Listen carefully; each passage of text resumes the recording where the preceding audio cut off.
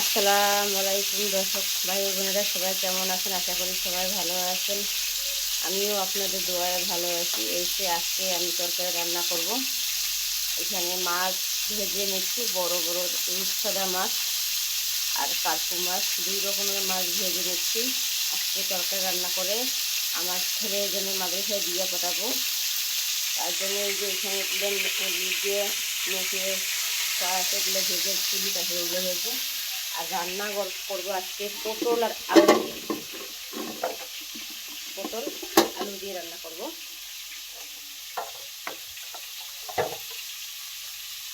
পটল আর আলু দেখতে থাকুন, ভিডিওটা আমার রান্নাটা কেমন হয়। পেঁয়াজ আর কাঁচামরিচ চালু একটু লাল লাল করে আনবো, আমি তারপরে এখানে মশলাগুলো দিয়ে পটল আলু দিয়ে দেবো, দিয়ে কষাবো। তেলতে ভাজা ভাজা হবে। এখানে আমার মাছ ভাজা হয়ে গেছে।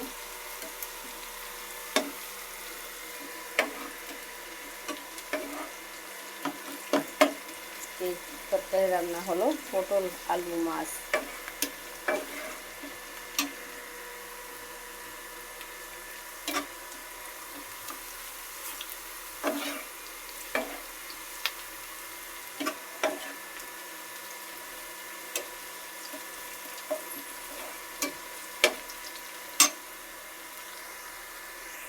লবণ দিলাম, হলুদের গুঁড়ো দিলাম, দিয়ে মশলাগুলো দিলাম।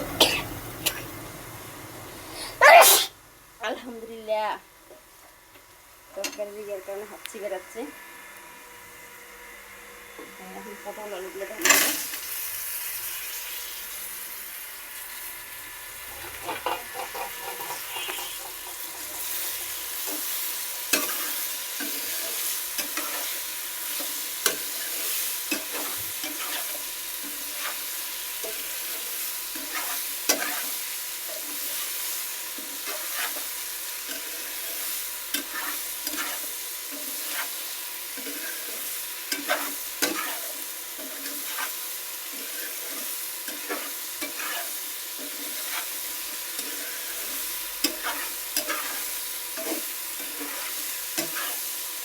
পটলগুলো লাড়া হয়ে গেছে, এখন আমি ঢাকনা দিয়ে দেবো সিদ্ধ হওয়ার জন্যে।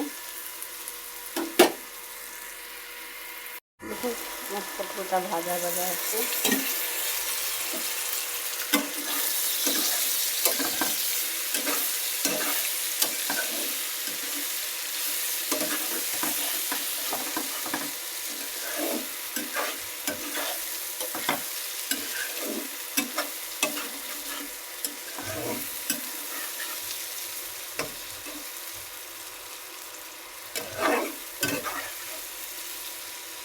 আর একটু ভাজা ভাজা হবে।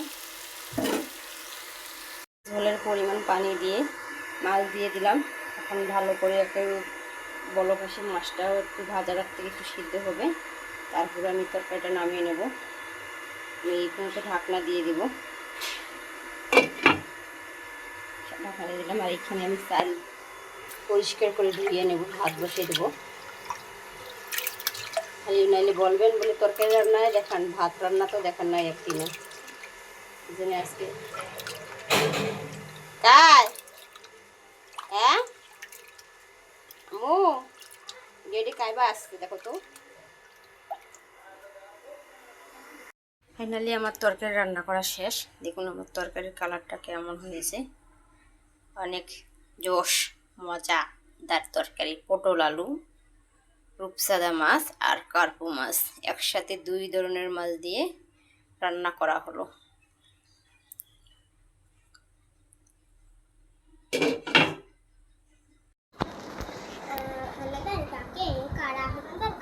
সাদিয়া মনি কত সুন্দর করে মনোযোগ সহকারে পড়া করতেছে।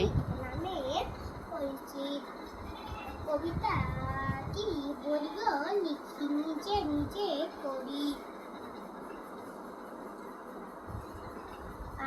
অস্ত্র ধরে যুদ্ধ করলো কারা? অস্ত্র ধরে যুদ্ধ করলো। ফ্যান চলেছে, তাও তোমার গাওটা কিছু বেশি কি হয়েছে? মুক্তি সেনারা কেন যুদ্ধ করলো? মুক্তি সেনারা দেশের জন্য যুদ্ধ করলো। তাদের শহীদ বলে দেশের জন্য যুদ্ধ করলো। মানে দর্শকের উদ্দেশ্যে কিছু বলো। তাকে শহীদ বলে।